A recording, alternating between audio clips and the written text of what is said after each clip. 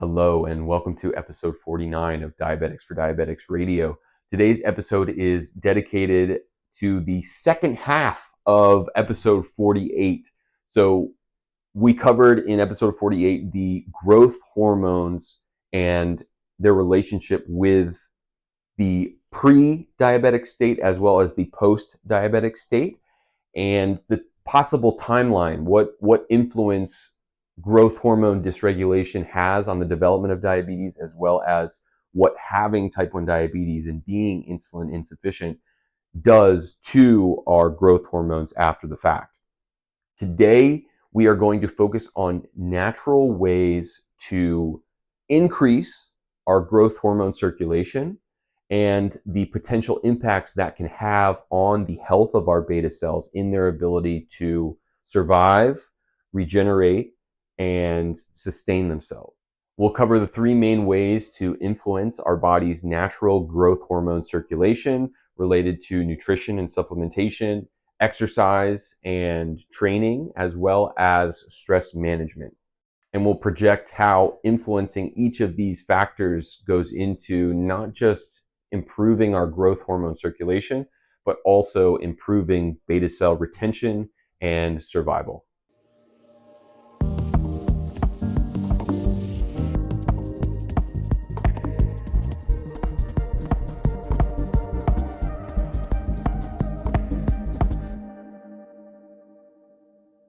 We'll walk away with some natural methods for optimizing that growth hormone function, right? What are things that we can do on our own to help put our body in a better position to create more and use more efficiently these really important growth factors that play a big part in beta cell health and their ability to create insulin.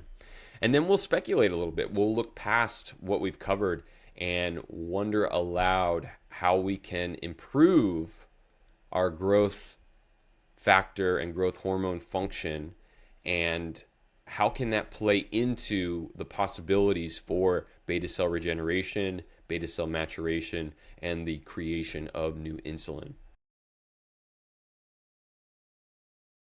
Okay, now we're at the fun part, right? Now that we know, or we have an idea of what might be happening and the kind of the bad stuff, just identifying the not so great stuff, what can we actually do about it, right? So let's talk about the natural means of influencing our growth hormones.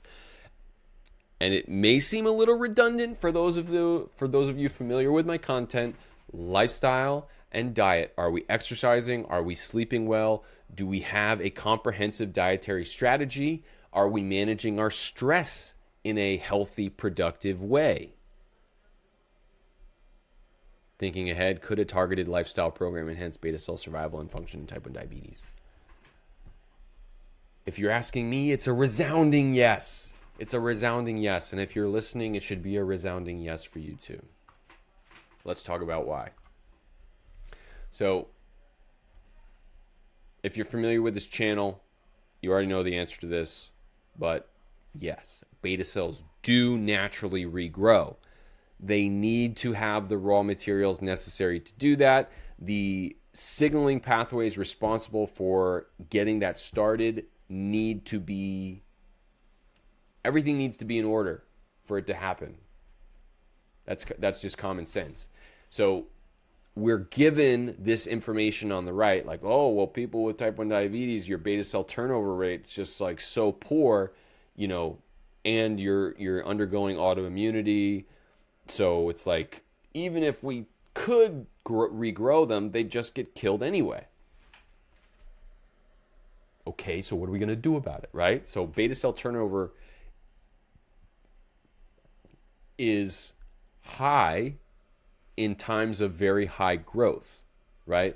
That like infant to toddler time of life, like 2 to 4, beta cells are like a dime a dozen. They're just coming into focus like crazy. Then the growth rates slow down, right? Because you've built up this huge library, this huge stockpile of beta cells. Not all of them have to be active, right? You can have them and have them kind of be quiescent and silent. Remember the dream complex from before. but you've got them. And once you've got enough of them, guess what? Regeneration rates slow down. So that seems like a pretty healthy. You don't want the regeneration rate to remain constant. Otherwise, you're like, you have more than you need, and it's an energetic waste. But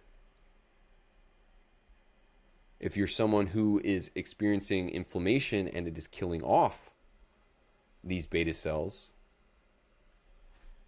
is that the same? Would we see a little blip on the graph of beta cell regeneration where it's like, oh, wait, injury, stress, increase. Oh, back to normal. Okay. Right? That's something that we need to be asking ourselves. So stem cell reprogramming and transdifferentiation.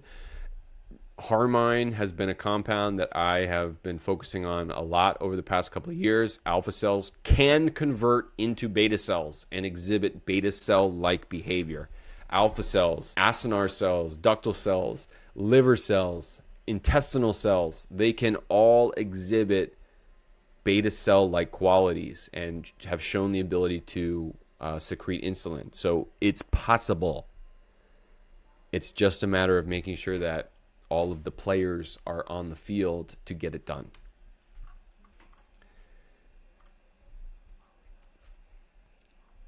And we've also learned that testosterone, IGF-1, and HGH are all necessary to get that done effectively.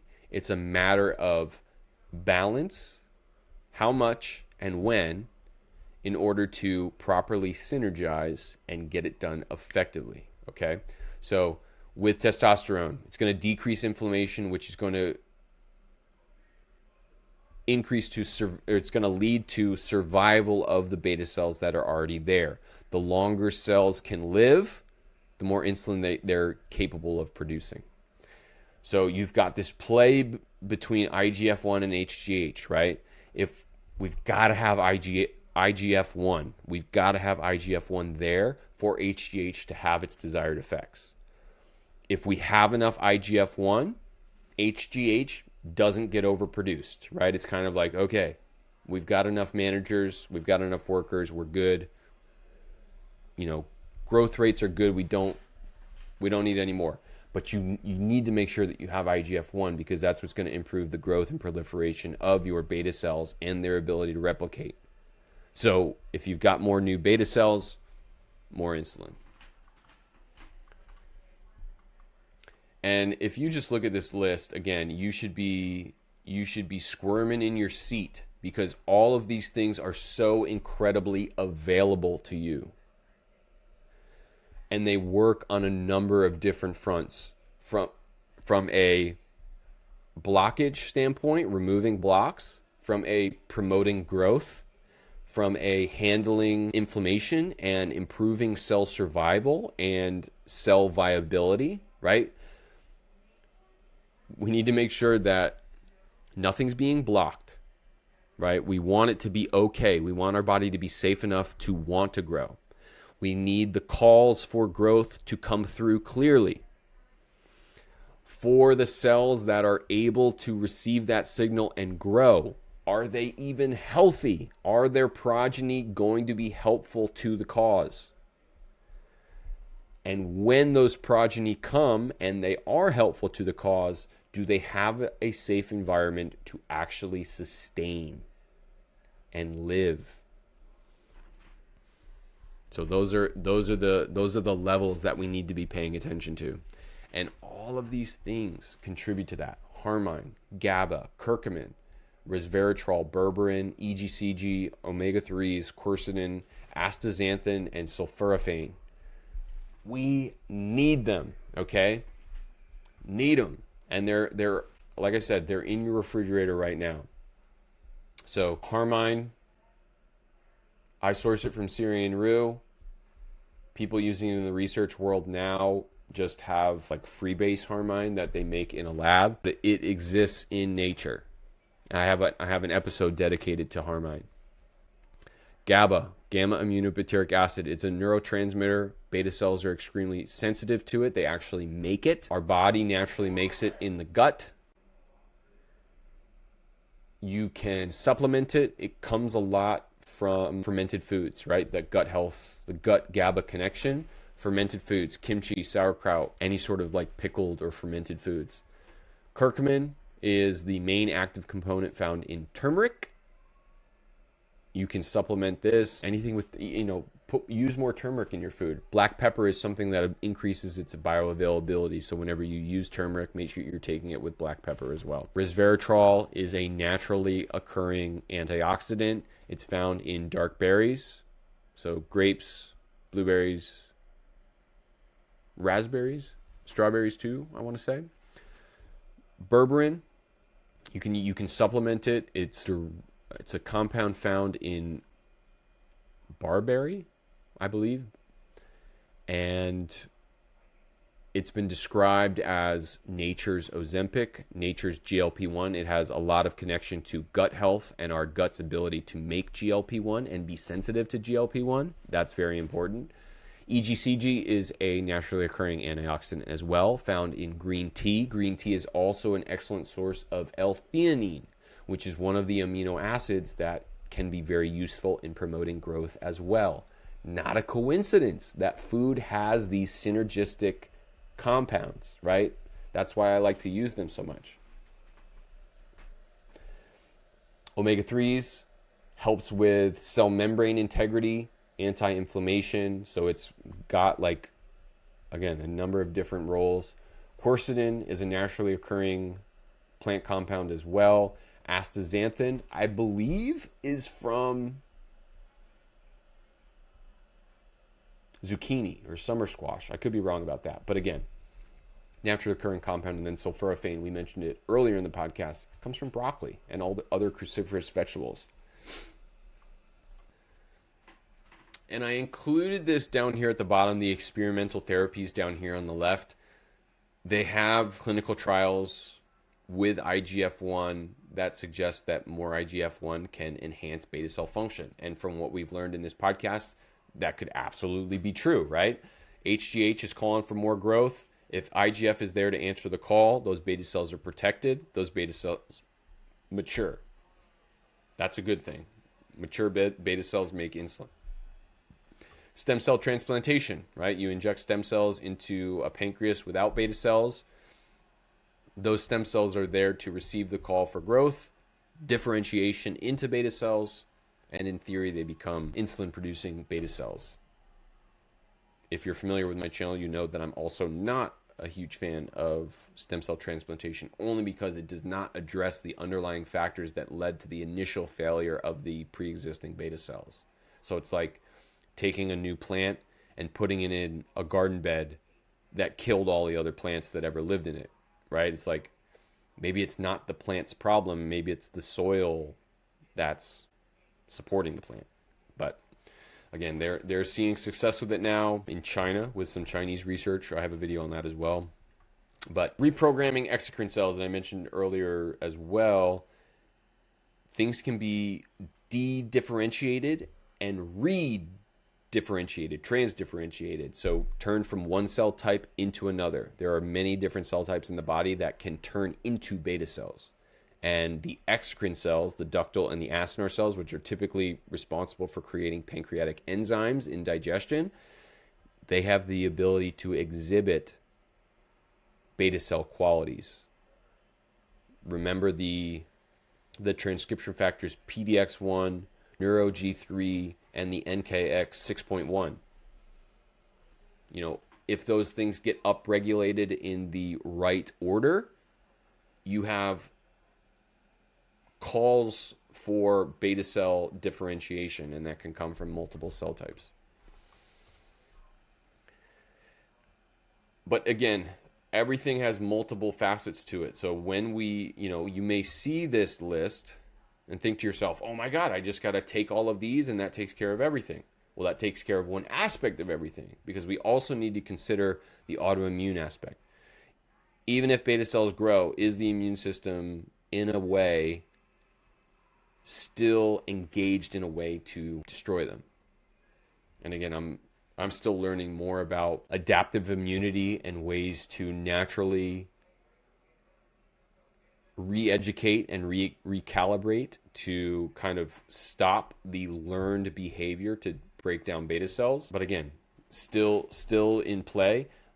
I don't want that to deter anyone from taking action on something like this, because helping any aspect of this is going to, in some degree, help all of it. And I really don't think there's any one like kingpin step in here that's going to prevent success in other areas. So we still need to be mindful of what our immune system is doing, but I don't think that should prevent us from taking action with what we have available at our hands now.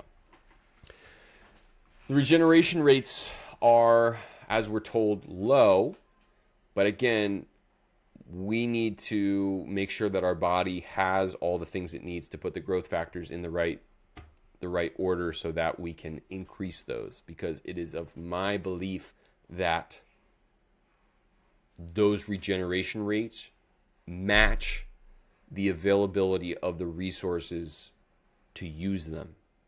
And if we don't have the resources in play, it's not going to make them. So we have the ability to influence those regeneration rates. And then if we have them, if we increase our testosterone, if we increase our IGF-1, if we regulate our HGH, it has to be in some sort of balanced way, right? It's not just like, well, I'm just going to take testosterone now. Well, testosterone is just one part of it. And if you don't have IGF-1 to match that testosterone, you're not going to have the desired effects. You're going to kind of see some of the side effects attached to hormone therapies if you aren't able to properly balance what you're getting. So what do you think? Can we? I kind of think we can. I definitely think we can. So why do beta cells regenerate in some people with type 1 diabetes but not others? I would argue that it's simply a matter of rate, not a matter of yes or no. There are people who have had type 1 diabetes for over 50 years who died with new beta cells being grown, albeit not enough to keep them from being diabetic, but that stimulation, that call for growth never stops being answered to some degree. It's just a matter of do you have the resources available to restore it to a level it needs to stabilize? And I would say it has everything to do with cleaning out and rebalancing the systems responsible for creating, using, and regulating the use of what the beta cells need. Would combining immune suppression with growth factors be a viable therapy? Again, I really don't like the idea of immune suppression. I think immune regulating, immune modulating immune regulating is much better in my eye. I don't think we want to suppress our immune system. We definitely need our immune system. I think there has to be a way to re-educate and put our body in a position to feel safe enough to allow this growth without over relying on our previous environment, right? Like if you have persistent autoimmunity, it's because at one time you lost beta cell health, it spilled its contents, you're making autoantibodies now. And from that point on, because those autoantibodies never really went away, your immune system educated itself to attack those beta cell specific contents. But if you're at a point now where you've handled the inflammation, you have improved beta cell integrity, and they're growing at an increased rate, that may be a sign to your body that you don't have to attack it anymore. Like it's safe. If it wasn't safe, it wouldn't be growing at the rate that it's growing now. So I don't like the idea of immune suppression. Immunoregulating therapies may be something to pay attention to, but I think when you combine those with growth factors, I think that can be a good thing. Can we enhance beta cell regrowth naturally through diet and lifestyle? Yes. Absolutely yes. Absolutely yes. is beta cell regeneration the key to reversing type 1 diabetes? Ooh, that's a loaded question. Only because I would say, yes, we do need more beta cells, but I also think the beta cell activation, like the fact that beta cells can become senescent and quieted, we have not tapped into, okay, well, what happens when we take all of the ones that we have and actually activate them? But I think exploring the beta cell regeneration factor and all of the things that go into maturing beta cells and activating them, it's a piece of the puzzle. So this stuff is just so exciting for me because you start to realize how incredibly accessible all of these natural ways are for influencing our testosterone, our IGF-1, and our HGH. So we have all of this at our fingertips. Now it's about delineating what is the order of operations here, right?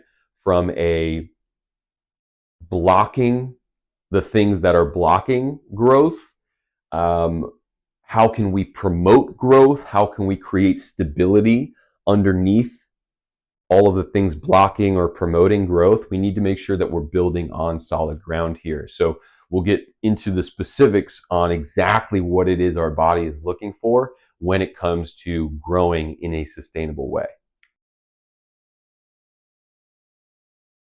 So how can we boost these growth factors and promote beta cell health naturally? What exactly about nutrition, exercise, and stress management do we need to be paying attention to get the most out of these growth factors? And there are, again, this is speculation in that there are papers that connect all of the things that we talk about here to improving growth factors. In the context of having type 1 diabetes and doing this, not so much. So you kind of have to be able to connect dots and extrapolate a little bit in this regard. And rest assured, there are people working on this. I'm one of them. But this is the information that I'm using to educate and show myself the way in moving forward. So there are testosterone boosting nutrients: zinc, magnesium, vitamin D, and boron all increase natural testosterone production. Zinc, magnesium, vitamin D, and boron. Healthy fats. Cholesterol-based sources, right? We talked earlier about cholesterol being a precursor to testosterone production. So this is providing the raw materials for hormone synthesis. Eggs, avocados, fatty fish, anchovies, sardines, mackerel, I think is one of them. Cod is another one. But you get the point. Those are all going to help with testosterone. IGF-1 enhancers, adequate protein intake, right? You need those amino acids to let your liver know that it has the raw materials to build. Leucine is one of them. Leucine-rich foods like eggs, dairy, and beef. And again, eggs, dairy, and beef, they don't just contain leucine, right? They have a lot of other amino acids as well. I thought this was interesting too. Colostrum. And colostrum is from mother's milk.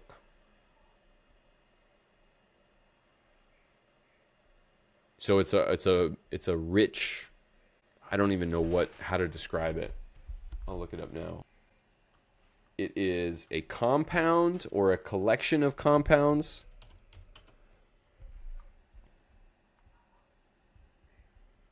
that supplies both like gut health, amino acids. Colostrum is the first form of milk produced by mammary glands of humans and other mammals immediately following delivery of the newborn, right? So it's like all of these amazing nutrients that a newborn baby needs. It would make sense that IGF-1 would be something that is needed just because of the growth going on in newborns. So colostrum and dairy peptides all enhance IGF-1 activity and immune regulation.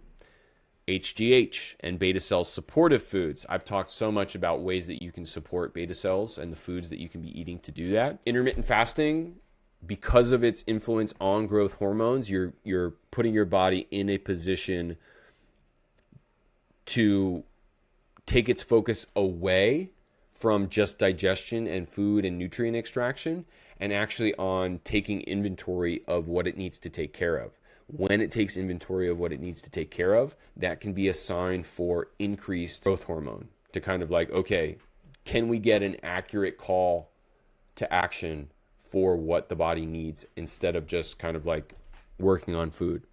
So intermittent fasting, a lot of fat-centric diets, ketogenic diets, glycine-rich foods like bone broth naturally stimulate HGH. And this can be a good thing. I'm not anti-ketogenic. It's just, it needs to be with context, right? Because if you do ketogenic diet and you boost your HGH, sounds good on the surface, but as we've just learned, if you have too much if you have too much HGH and not enough anything else, that can actually be a bad thing. So antioxidants, polyphenols, resveratrol, curcumin, EGCG, we talked in the section before this about all of the foods that have those antioxidants. It's decreasing inflammation. It's taking care of those metabolic byproducts that are working against growth. We need to do everything to make sure that we're promoting growth. So we've got foods that boost growth factors and beta cell function on the left. I'll actually put my head in the way here. Eggs, healthy fats, cholesterol, those are all the raw materials for making testosterone. Fish, because of their omega-3 content, they also have a lot of retinol. Cod liver oil, everyone knows about the DHA and EPA, which are specific fatty acids within those omega-3 category. So wild-caught fish, grass-fed beef, zinc, magnesium, it has copper, it has iron. Those are all things that, again, need to synergize. They need to be present together in order to maximize what you get out of them. Bone broth, because of its amino acid profile, it has glycine, it has collagen, it's giving all of the materials needed for growth. The nutrient-dense leafy greens, I would extend this more to any vegetables, really. If you're at a point now, just don't be nitpicky about what exactly. Get variety, get color. Leafy greens are some of the ones that are the most dense in those trace minerals, but again, it's context dependent as well in terms of what you can tolerate. Nuts and seeds rich in boron and zinc, those are the things that help testosterone do what it needs to do. Colostrum, we talked about before. Turmeric and its content, curcumin. Fermented foods, GABA production, sauerkraut, kimchi are kind of the go-tos, pickled foods, you name it. And dark chocolate. A lot of magnesium, a lot of polyphenols. I know this is a little bit trendy, but using cacao, high-grade cacao as a promoter of stem cell activity. And this is why. Because it promotes growth. And where growth is, stem cells follow. Now, let's focus on the not so good, the foods that suppress the growth factors. So refined sugar, right? All of the increased inflammation, especially for those with diabetes, if you don't have the insulin you need to properly utilize that glucose and you're experiencing hyperglycemia, you're just creating more insulin resistance, more oxidative stress. Bad news. Seed oils, again, I would buffer this with like highly processed, like Crisco. Get out of here. You should really avoid canola oil, vegetable oil, especially when you're so vulnerable from an oxidative stress and the ability to handle it. Those are things that can really mess with cell membranes, can really mess with your liver, which is responsible for creating bile to handle those fats. Bad news. Processed meats. I mean, this whole list is common sense at this point. Processed meats, alcohol, trans fats, soy products, artificial sweeteners, excess caffeine. Caffeine itself can be an antioxidant. It can also be a stress on your electrolyte retention, which is important for diabetes too, but that's neither here nor there. You need to be careful of too much of it, right? Because, oh, well, Bowie, you said, how can caffeine be bad if you said dark chocolate's good over here? Dark chocolate has some caffeine in it too. It's context dependent, right? If you get your, venti coffee filled with sugar and artificial flavors, that's synergizing in a bad way. High glycemic grain enriched goods, no enriched flours. Get that reduced iron out of my life. Blood sugar spikes, beta cell stress. You're stressing the ones that you do have, and you're promoting the loss of them with the inflammation that you incur from it. And ultra processed foods, things, fillers, bleaches, dyes, preservatives, they're messing with your gut microbiome. As your gut microbiome goes, so goes your health. And then training, right? Again, I opened with like, oh, everyone thinks testosterone and like bodybuilders and lifting weights. Lifting weights and using your muscles is a great way to promote growth. Strength training. Get under a barbell. Get some dumbbells, join a gym, get a trainer. You've got to start moving around. Training, like weight training, is not like prescriptive. I really don't see it as something where it's like, oh, well, I'll do this to take care of my diabetes, but once my diabetes is under control, I don't have to worry about this. No, this is like for life. This is part of being a healthy human being, is moving around and being active, right? So strength training, high intensity interval training, right? Like CrossFit is one type of them. There's plenty of others, boot camps and what have you. But it's hard to argue against the healthy, positive impacts it has on your body. You got to get out there and you got to start moving around, reducing cortisol, improving mental clarity, handling energy, managing stress properly. It's really, really good for you. Managing stress. Chronic stress is bad news. The cortisol is a testosterone killer. It's an insulin resistance promoter. The sheer sympathetic nervous system overload is something that works against our efforts in healing. So we need a way to improve that switch from sympathetic to parasympathetic. I'm not saying get rid of sympathetic. I'm just saying people with diabetes are overly sympathetic, and we've lost our way to get back into that parasympathetic state. How do we do that? Vagus nerve stimulation. I've gone to the chiropractor now for almost a year at this point as a way to help align my spine. It has opened pathways into cold water exposure, into meditation, into breathing flows, nature walks. It's not a one-size-fits-all approach. There's lots of different ways to do it. It's about finding what's right for you, okay? And promoting GABA. Because again, GABA is something that helps get you to that parasympathetic state. And then sleep. Are you sleeping enough?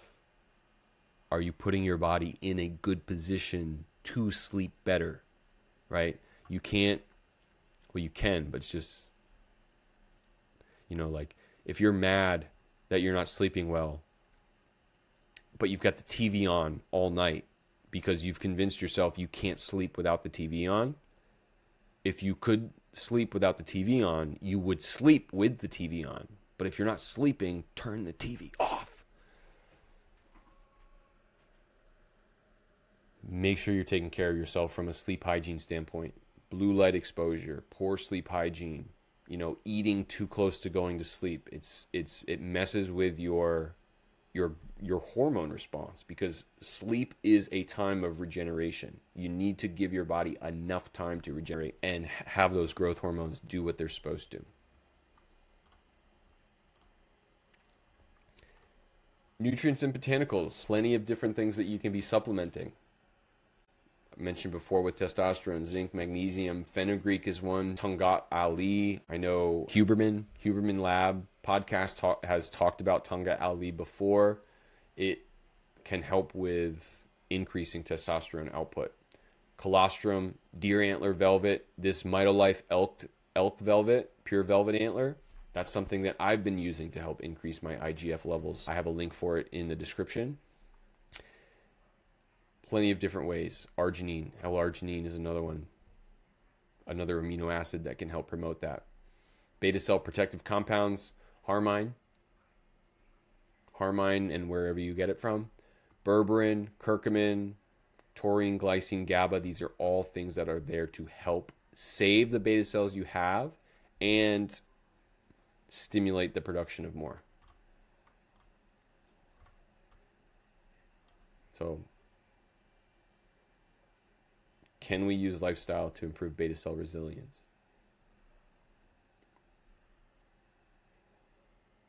Absolutely. Absolutely. Are we missing opportunities to improve type 1 diabetes care through lifestyle-based hormone regulation? Yeah, I don't know. What do you think? Yes, absolutely we are. Nobody's talking about enough. Again, it's always prescribed, right? Every commercial for some type 2 diabetes medication is, oh, people saw great results with this drug when combined with diet and lifestyle interventions. Well, which one actually did the work? Could natural methods of enhancing IGF-1 and HGH provide secondary benefits for beta cell survival? Yes, absolutely. Whether it be decreasing stress, whether it be promoting growth, whether it be rebalancing the pre-existing hormonal situation, absolutely. Would a structured protocol combining diet, exercise, and stress management improve long-term outcomes? You got to believe it. You got to believe it. And I'm in the process of I am patient zero, so I'm testing it on myself, but I'm collecting everything that I'm doing, and we're building collectively as a type 1 diabetes community. We are building something that can be shared and used. And the fact that you're here watching this means that you're a part of that squad. You're a part of that team, and I thank you for that. And then, are hormonal changes in type 1 diabetes more significant than currently recognized? Yes. Yes, we need a more comprehensive way to find out what's going on. If we can, if we find out something's going on before the official diagnosis, what's going on, what's our baseline, and what are the things that we can do to help improve that, to prevent further development and maybe reverse the damage that's already been happening. And if you're post-diagnosis, again, same thing. What's our baseline? And what are the things upstream and downstream of what I'm experiencing that I have control over and that I can do? And I think it's a lot, no matter who you are or what you're experiencing. We need to be paying attention to them. So we all know the most prescribed thing in Western medicine is diet and lifestyle, right? Every pharmaceutical commercial you've ever heard of is, oh, drug X works when combined with diet and lifestyle improvements. Maybe it's just the diet and lifestyle improvements. It's so clear to see how important these things are in supplying the raw materials, in kind of catalyzing these reactions to promote growth in a sustainable way. So there is a lot going on here. Hormones, beta cells, their impacts on our metabolism, how that factors into our nervous system, and any relationship you think one thing has on the other, the reverse is also true. Our metabolism is impacting our beta cells. Our nervous system is impacting our hormones. No street is a one-way street. We'll let Jackie take it from here. Growth factors are more than just hormones. They're metabolic regulators. They are part of a much larger scheme impacting systems all over the place. They regulate glucose. They control inflammation. They control insulin release. They work together. They don't even work in isolation. They work together to make sure that the body is getting everything that it needs. Beta cells are not static. They're not just like, oh, I'm a beta cell, I make insulin. It's like, well, what does the body need? I can be a beta cell that waits for the call to release insulin when it's needed. I can be a beta cell that goes away and doesn't come back. I can be a beta cell that's on all the time and giving you insulin if you need it. We have to realize the ebb and flow of our metabolism and the demands it makes on our beta cells and our beta cells' reaction to those demands. And what are the things that we can do to influence that, right? How can we in our life, what we eat and how we live our lives, how can we rise and fall to meet those demands?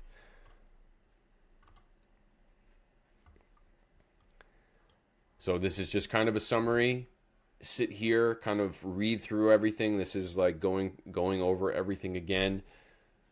Protein, fats, healthy carbs, zinc, magnesium, all of the antioxidants associated with boosting testosterone, IGF-1 and HGH. Food quality, food timing, not too close to bed.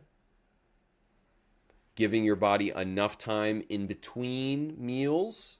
Making sure that you're sleeping enough, making sure that you are active enough and using muscles to put them in a position to actually need growth factors.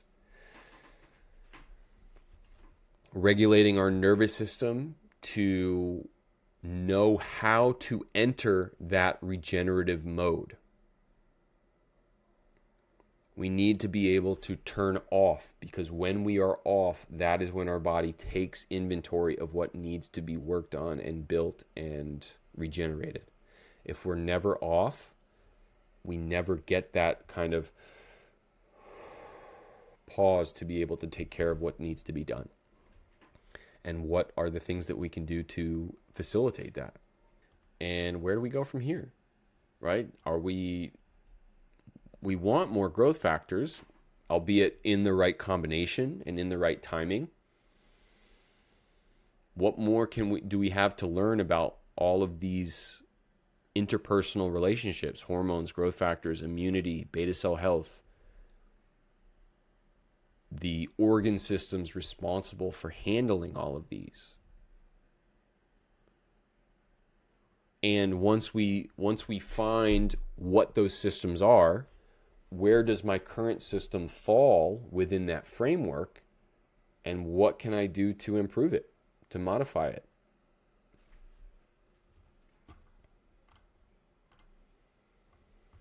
So what we've learned, beta cells are capable of regeneration without a doubt, but they need the right conditions.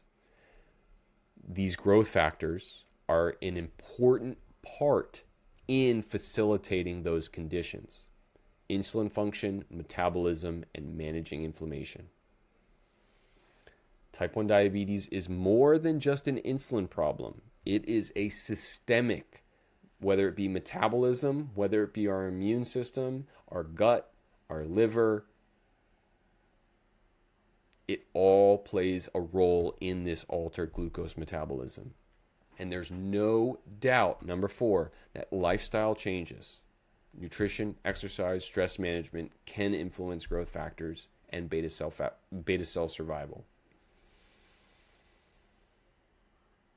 And we need to take the overlooked aspects of nervous system regulation and natural hormone balance and make them adequately looked aspects of type 1 diabetes care.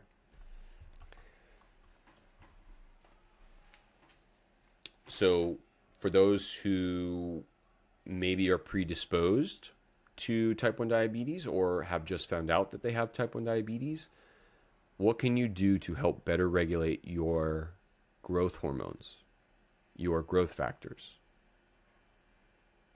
What can you do to find out where you are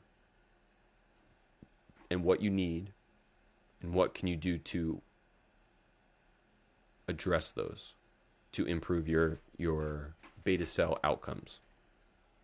Should exercise and stress management be prioritized as much as insulin therapy? I mean, everyone just kind of assumes, well, insulin therapies, of course. But then when it comes to exercise and stress management, they're like, well, that's context dependent. That depends. I think you have to step on the gas for both in those initial stages to make sure that your body has what it needs to do what it needs to do.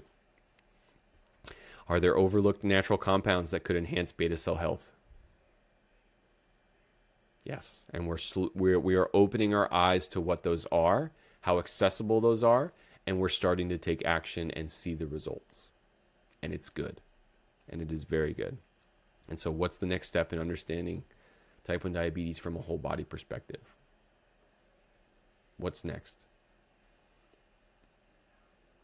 I think it's fun. I think it's exciting. And I can't thank you enough for being here.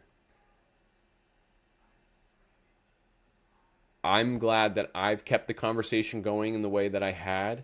I'm handing the baton off to you, still while running my own race, but handing the baton off to you. We have to keep this conversation alive with whoever will listen. Whoever has the ears for the words and thoughts and the ideas that you have, share it. Drop your question. But if it is with me, please talk to me. I want to see where you're at, what you're experiencing. I want to know what you're trying and the results that you're experiencing. You have to share what's going on.